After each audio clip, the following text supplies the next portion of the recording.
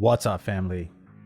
Welcome back to the Stop Sinking Show, where we go from struggle to flow. One of the balances that we have to toe in life is how much to prioritize yourself versus how much to live up to the expectations of others. It would be foolish of me to say that you have to live up to almost zero expectations. Some of the basis of a relationship is building a life together. And when you build anything together, there's a natural sense of expectation that comes with that. Like, hey, you hold a hammer while I hold a nail. There's an expectation you don't smash my fingers. There's an expectation that you can swing it accurately. As much as the ego part of me wants to say that we are not here to live up to anyone's expectations, it is an unrealistic basis on which to build anything. Imagine trying to build a company and you cannot expect performance out of your employees, out of your team.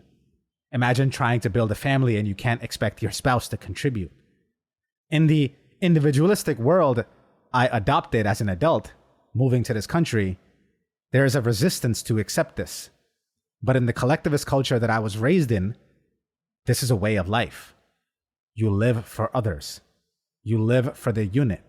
You live to realize that the sum of the parts is greater than the whole. If you hear that sentence clearly, your ego shouldn't be triggered. People think that you are prioritizing the whole above the parts. But it is literally your individual contribution that is cherished in that statement. But it is the entire bunch of the parts working together to form a whole that the whole becomes what it has the potential to be. That means a bunch of people working together in concert, in unison, or else the whole does not exist. And you, as a part alone, without the sum, is also not all that you can be, without the cohesiveness and collaboration and cooperation and community. So you can see how there's a natural requirement to balance all that you are, but also all that is required to enhance the potential of the whole, while it also enhances the potential of you. When we get into trouble is when we try to put the importance of one above the other. There is no whole that is greater than the sum of its parts, and there is no part that is greater in the sum than another. It is a tandem dance, no elevation of either one. And when we forget this, because of our own tendencies or insecurities, we actually compromise all that we can build together. The balance is important, though, on both ends, and not to be minimized. I think the people who fight the expectations of others are actually more rare than the ones who trample all over their own ideas and their own life for the benefit of the unison. I think I need to speak more to the people who think expectations are all life is, more than the people who fight expectations. At least for a while, you can do this. You can live for the expectations of others, trample over all of your own self until the rubber band breaks, after you stretch yourself too long. Usually it isn't until someone's back is against the wall and they have been trampled over so many times that they, out of self-protection and rage, fight for their own boundaries and reclaim their own identity that has been lost in the midst of other people's expectations. Which is why, again, balance is important. Because at the end of the day, anything you do for someone else, anything you contribute to the whole, cannot be without your own personal interest in it. At least the acknowledgement. You cannot tell yourself a story that you are doing something for someone else and do that thing for too long. The very reality of our hearts is that any little bit that we do for anyone else weighs heavier on us than if we do a lot for ourselves. So even in the expectations that you feel are necessary to live up to for someone else, it cannot be lived out or lived up to fully unless you pass it through your own personal filter of how it is also serving you. Anytime you lose connection to the fact that you are actually serving your own self in trying to live up to someone else's expectations, then that disconnected, blind appeasing will cause more issues in the relationship because you fail to see how you are doing it to benefit yourself also.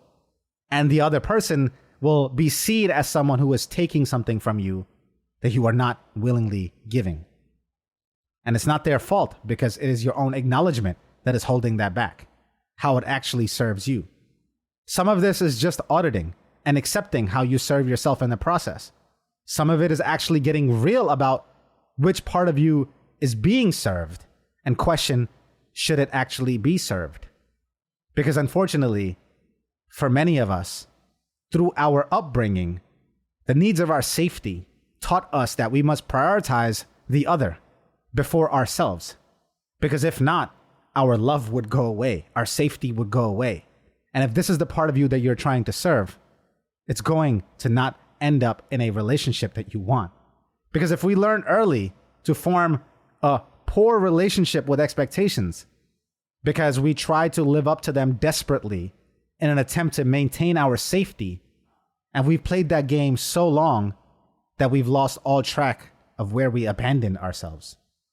There's no shortage of adults who wake up to this reality and relearning how to live again in their 30s and 40s and 50s, or learning how to live for the first time because they spent the first half of their life performing for others to earn their love, to earn their safety.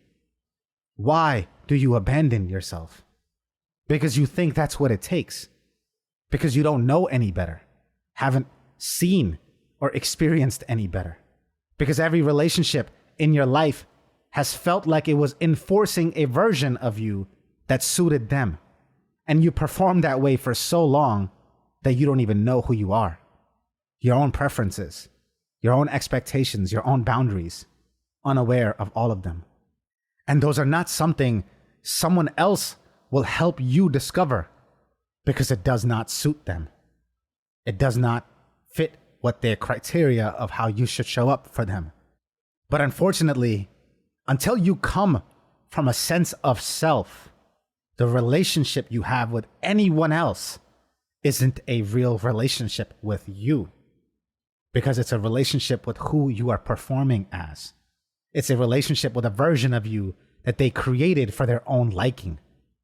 As long as you fit in their neat little box and behaved the way that they approved, then they found it acceptable to be around you.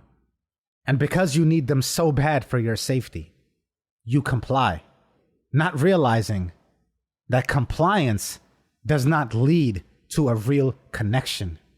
Doing anything from that place makes your doing hollow. You are not forging a relationship. You are fostering and forging distance from yourself, from the part of you that doesn't know how to not rely on others for safety. And you are forging a false bond of performance with the other person that will look like intimacy on the surface, but can bear no weight of any structure you build upon it. Toe the balance. Integrate your need for safety with the understanding that you must provide it to yourself, first and foremost. That you cannot go seeking for it. That you are responsible for rearing yourself, raising yourself, parenting yourself, absent any love you were given. That the love you may not have easily received, had to work hard for, is the same pattern you are continuing when you abandon yourself. You are making your own self run around in the same circles to perform in the same way to prove to be worthy of your own love. And while no relationships are exactly complete without the meeting of expectations, the place from which you meet those cannot be hollow, or it will leave you hollowed, empty, without a soul in sight, even your own. In a real relationship, I want to know if you have paid the price for transparency, if you are willing to live day by day with the consequences of authenticity, or if you withhold your thoughts and feelings for fear of being abandoned. That silence is steep, and it will cost you every relationship you have, including the most important one that you have with yourself. I love you, family. Stay true always. I see you on the next show.